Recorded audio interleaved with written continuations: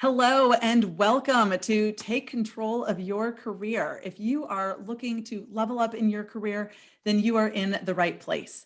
Today, our guest is Sharon Fiehler, former Fortune 500 C-suite exec and founder of ABC to CEO. Welcome, Sharon.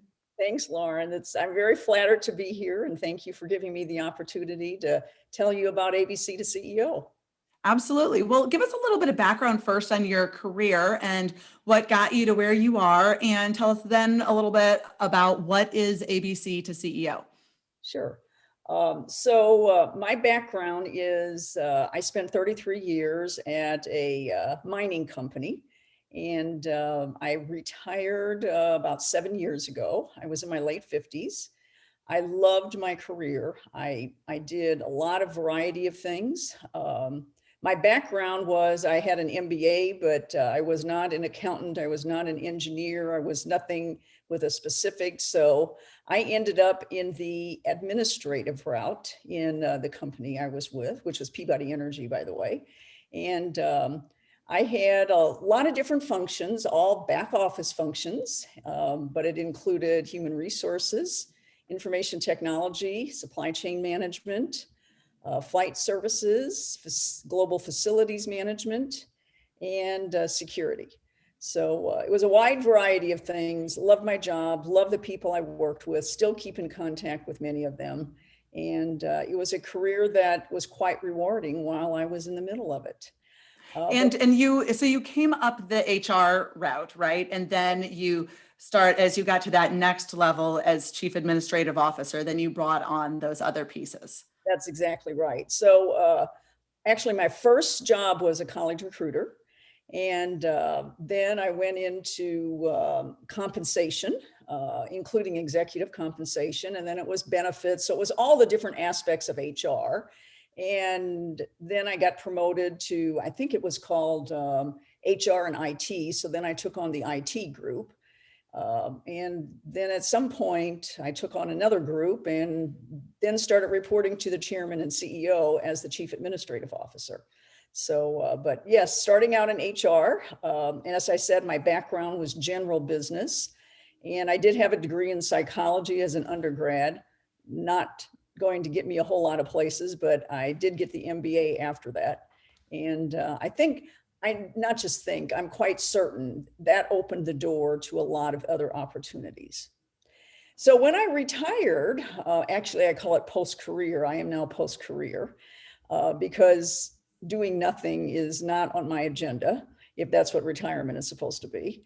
But I realized when I quit Peabody after 33 years, and I started thinking, now, do I want to try something else? Do I want to do something in addition to what I've been doing? And I realized, why did I never think about being a CEO? I mean, I love to lead things. Am I the best leader? I don't know, but I do enjoy leading people. And normally I look behind me and somebody's following me. So I guess that's a good thing. But I never considered taking a career path to be a CEO. And so as I thought about it, I realized at my late 50s, there's not a chance in the world I'm really going to do that for another company. I could start my own, but neither did I really have the fire in my belly to do that.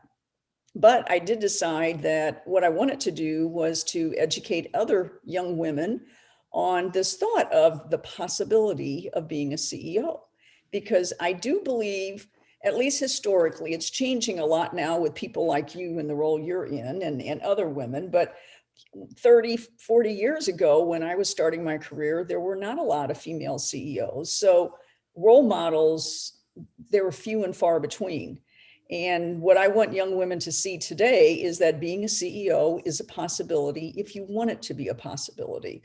I don't want women who don't want to be a CEO to become a CEO just for the sake of doing it. I just want to leave that career path open for them to think about. And that's why I started ABC to CEO. Yeah, great story. Really, where you're moving from an incredibly successful career and moving from success into significance. So it's a powerful story.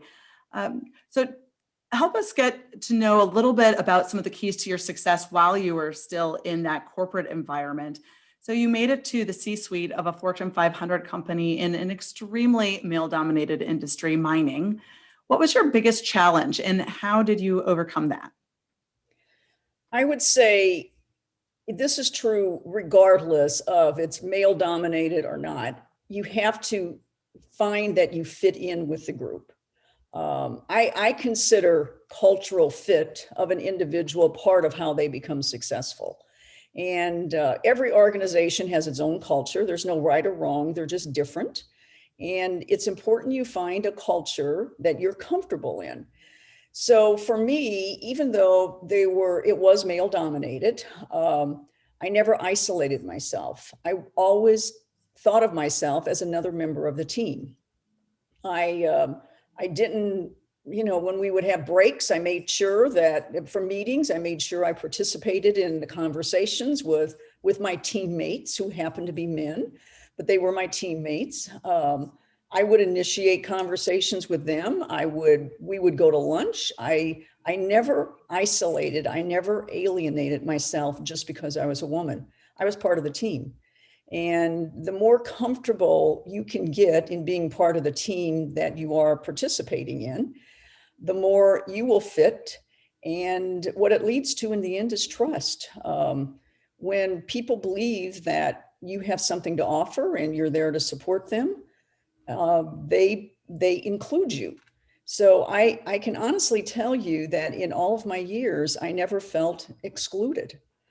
We always had a lot of, I would say it starts from the top. So the individuals who were the CEOs were very respectful of women and always made sure that even though there never was an incident, that nothing ever made me feel uncomfortable. So it was kudos to them. But I would have to say that being part of a team makes no difference if it's men or women. You just have to find your place and let everybody know you're there to help them. And that's what I felt like I did. Well, and you make a great point about find those common areas where you can connect. And maybe you don't need to connect on every single thing.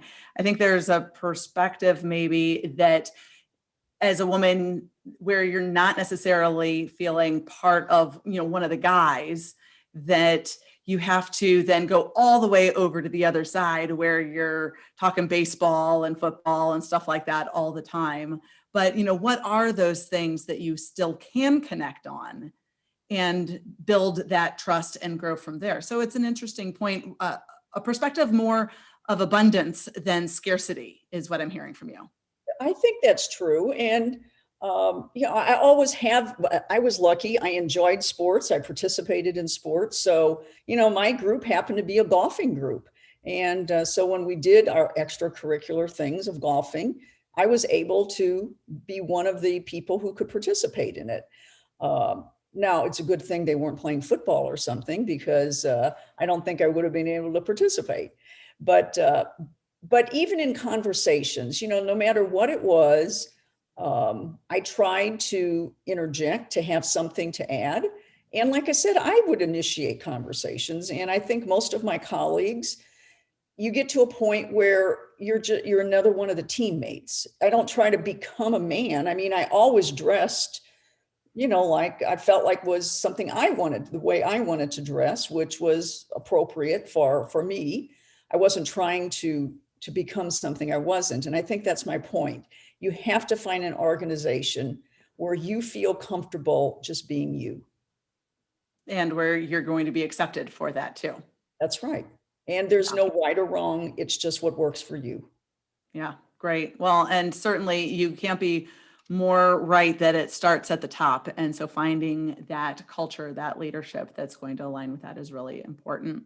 So let's dig more into ABC to CEO and your focus on helping women understand what they need to do if they are interested in that concept of being a CEO someday. So based on your research, what are the key traits for successful CEOs? Well, everybody can debate this. My own opinion is that one of the things is people need to trust you. That, to me, having trust between you and your colleagues is just hugely important. Trust that you're going to do what you committed to doing. Trust that you cover them when you need to.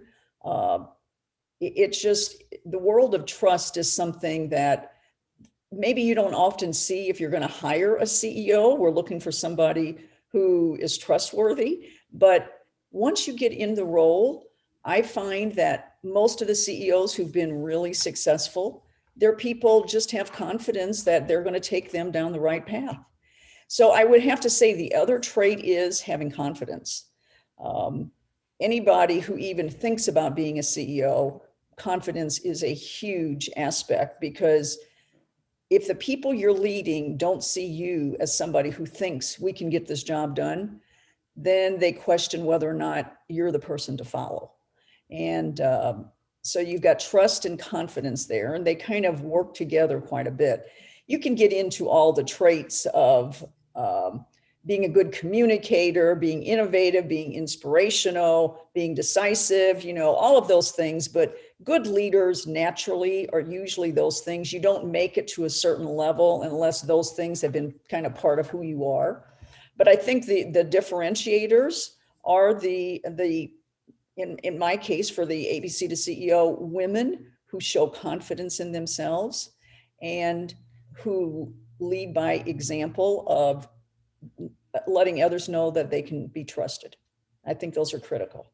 Yeah, both great things to focus on. And one thing, especially confidence, that a lot of women struggle with in terms of that imposter syndrome and other kinds of issues. So, what do you say to women who struggle with that and how they can build that sense of confidence? Well, part of it starts at a young age. But for those of us who maybe didn't have that opportunity to build that confidence at a young age, I think women early in their career need to understand that statistics will show that men will raise their hand to say, I want that promotion, even though maybe they can only do 20% of the job. But women will often not raise their hand until they think they can do 80% of the job. And I think women need to understand that sometimes you learn things as you're doing it. And too often women keep themselves back because they think they're not ready for that next promotion. And I would like women everywhere to understand that if you're a smart person, if you've got a lot of ambition, you can do these things. Even though maybe it's new to you, don't be afraid to take on something that's new, because you can learn that. It's demonstrating the leadership abilities that's the harder side of it. If you're smart, you can learn a whole lot of things. And one of the things that's important for me as I talk to young women is that they understand the difference between staff roles and line roles. And I think that too many women oftentimes, and maybe this is a product of our culture and maybe it's changing as we get more women who are in the C-suite, but too often women get relegated to staff positions. I did, and that was the reason I was never even considered to be a CEO. I mean, had I done something different when I was 25, 30 years old, maybe that path would have opened up for me. But I do talk a lot about the right paths and wrong paths. And one of the things that I tell young women is if you want to keep that possibility open, you need to make sure that you get into roles that ultimately will have profit and loss kind of responsibilities, that you're in touch with the product or service that your organization is providing to others. Staff roles are critically important to supporting the line roles, but in the end, where the dollars are made are in the line roles of the product. It's either going to be the sales side or it's going to be the operating side. And women need to understand those are important roles to get into. Right. So just to be clear for anyone who might not be 100% understanding of staff versus line. So staff being support functions, HR, marketing, IT, other kinds of things. And what Sharon was just saying about, sales especially, and operations being the key line functions. That's exactly right. Yeah. So when you're early in your career, for the first few years, you're going to find your way around. But I also think it's important during those years. I always talk about mentors, supporters, and promoters. And within your organization, there are individuals who are making decisions about people's careers. I mean, we did it at least twice a year in our organization, and you need to have somebody sitting at that table who knows you and who knows your abilities and who knows kind of what your goals are for your career. And those individuals are critical at the table, so to speak, when decisions are made about moving people around for developmental opportunities. So if you want to keep that path open to possibly becoming a CEO someday, you will come to a dead end if you're in staff roles for too long of a period of time. I would say by the time you're in your mid 30s, you really need to be getting serious about getting into an operating role or a sales role. If being a P&L responsibility. With profit and loss, kind of where's the money made? How do we spend money to make money? You need to understand those things as opposed to being a support person. And support people are important. And there's a lot of studies that show the most successful CEOs have actually been on both sides of that fence. They understand how important the staff roles are in supporting the critical roles. And sometimes CEOs who've only been in line positions really don't appreciate the value that staff roles can add. So it's not like you don't want a staff role, you just don't want it forever. Yeah, that's a really great point. Can you give us a little bit more perspective on when you say you focus on mentors, supporters, and sponsors? Tell us how you define those three categories, because I think a lot of times we focus mostly on mentors and sponsors, but you also add supporters in there. Right. So, of course, the mentor is somebody who may or may not work within your organization, but it's somebody who gives you real guidance on kind of how you're performing, what you're doing, what interpersonal skills you might be able to improve upon, what kind of hard skills you need to get. So the mentor is there giving you kind of advice about you. The supporters, and there's some fine lines here, but we've got individuals, as I said, who are really out there within the organization who say, Lauren is somebody that we want to make sure we develop properly. We need to make sure we get some sales experience for her because she's not had that, and she would really probably excel in that. Or we're looking at Mary right now, and she seems to want to get into operations. So those are the people, the promoters who are sitting at the table and saying to the other members of the team on the developmental side, they want to promote you. And I'm not talking about necessarily promoting you from point A to point B, but they are putting your name on the table as somebody that they believe needs to be developed. So you need to also make sure that people who are sitting at this table know what your career objectives are, because sometimes, they don't know, and you want to get to know these people so that they can get to know you. But this leads me to one other thing that I think is important for those people to get to know you. When you're invited to a meeting, and some of these promoters are going to be at these meetings, you need to make sure you don't just sit in that meeting as a listener. You need to be an active participant in a meeting so these promoters can see what it is you do and see what you're made of. Yeah, so that you're not just sitting there as a wallflower and then someone said, well, John said that Sharon was great, but I'm not so sure about her. Right. So anyway, I think it's important that people come to meetings and they're prepared to participate because sitting at these meetings will likely at some point be these promoters. So I think those things are critical that individuals understand. Yeah, Absolutely. And one of the things that I recommend is if you're going to an important meeting where you know some of these promoters are going to be there, be prepared with some points and be prepared with some scenarios of things that you've done that you can highlight in the context of this meeting so that you can share some of your successes. And they say, oh yeah, well, I can see how she would be good for this opportunity because she was great in that situation, which she told me about in that meeting. That's right. Perfect. That's exactly what it takes. So you just have to get yourself known in a very positive way. Great. So, what is your top advice for women who are interested in advancing and even accelerating their career to the next level? Don't hesitate. If you're even thinking about that, you want to move to another level, don't hesitate.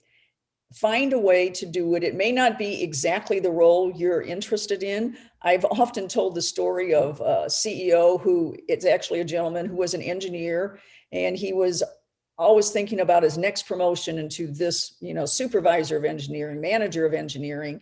And management came to him and said, we want you to go into government relations. And he was like, what? Government relations? That's not my career path. Well, it was because they wanted to develop some of his interpersonal skills with people who were in professions other than engineering. And I bring that up because sometimes assignments that are offered to us as opportunities may not seem like what we would think is a good career move. But if you've got a promoter out there who you trust, you need to trust them and take some of those career moves. But make sure they also know that you want some career moves outside of staff if these always seem to be staff positions. I was always very flattered when I got promoted. And I got a lot of promotions, but I didn't realize that each one of those promotions was actually taking me further and further from opportunities in sales or in operations. And to get to the CEO, it was a great opportunity to get close to it, but it was clearly, I came into the point where there was no way because I needed to make lateral moves much earlier in my career to get some of those opportunities. Yes. Yeah. Great awareness. And with ABC to CEO, your focus is now on the younger generation. So, what is your advice for women on how we can help young girls and women entering the workforce? So, as they're thinking about their careers, what do you advise that we share with them?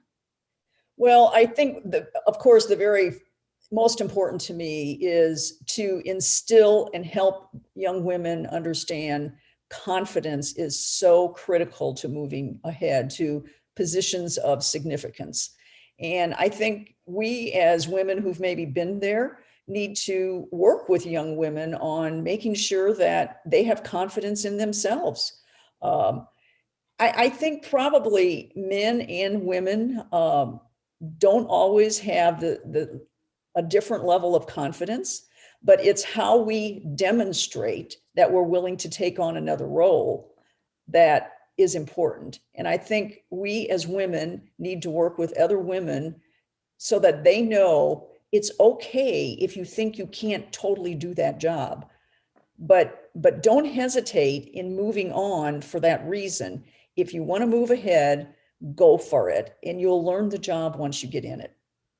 Yeah. And a great point that I always think of is that even if you don't get the job that you're applying for because it's a stretch, now those decision makers know that you're interested and you ideally would be able to get some feedback as well as to what are some of the key things that you need to learn and improve in order to be successful next time around. Right. One of the podcasts that I did actually was Kathy Mazzarali.